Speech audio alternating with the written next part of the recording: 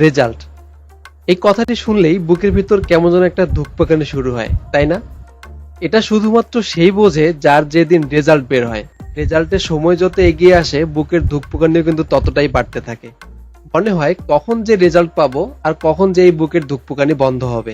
অনলাইনে অনেক সময় রেজাল্ট দেখতে গেলে অনেকেই অনেক হয়রানির শিকার হন। অনেক ওয়েবসাইট ঘুরে, অনেক লিঙ্ক ঘুরে রেজাল্ট দেখতে পারেন না। তাই হেল্প ফর টেকের আজকের আয়োজনে আপনাদের সব হয়রানি দূর করতেই আমি আপনাদের দেখাবো কিভাবে খুব সহজেই অনলাইনে অথবা আপনার হাতে থাকা যে কোনো মোবাইল ফোন থেকে আপনার রেজাল্ট সবার আগেই নিজেই দেখতে পারবেন। এর জন্য কারো কাছে যেতে হবে না। তো চলুন কথা না বাড়িয়ে মেন ভিডিও শুরু করা যাক।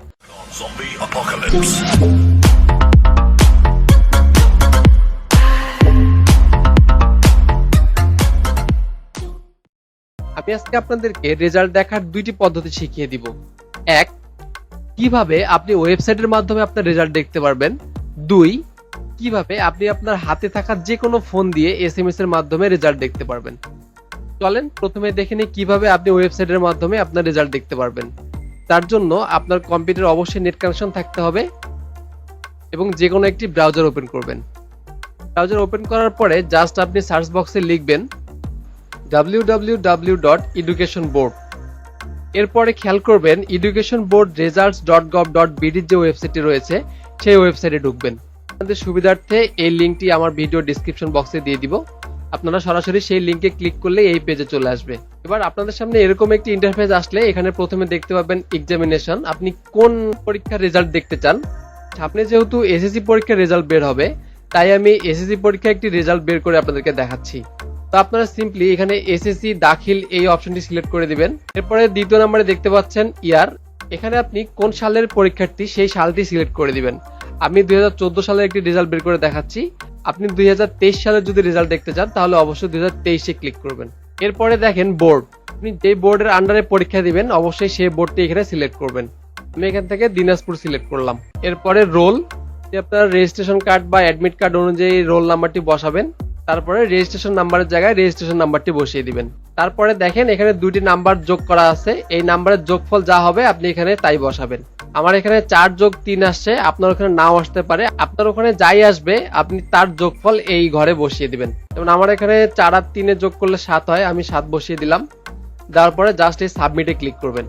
ব্যাস, সাবমিটে ক্লিক করলেই দেখতে পারবেন আপনার রেজাল্ট চলে আসছে। আপনি যদি আবার অন্য কারো রেজাল্ট দেখতে চান সেই ক্ষেত্রে জাস্ট এই সার্চ অ্যাগেনে ক্লিক করবেন। তারপরে আবার সেম ভাবে সবগুলো ইনফরমেশন দেওয়ার পরে সাবমিটে ক্লিক করলেই আপনার রেজাল্ট চলে আসবে। এখন আমরা দেখব কিভাবে আপনি আপনার হাতে থাকা যে কোনো ফোন থেকে আপনি এসএমএস এর মাধ্যমে আপনার রেজাল্ট দেখতে পারবেন।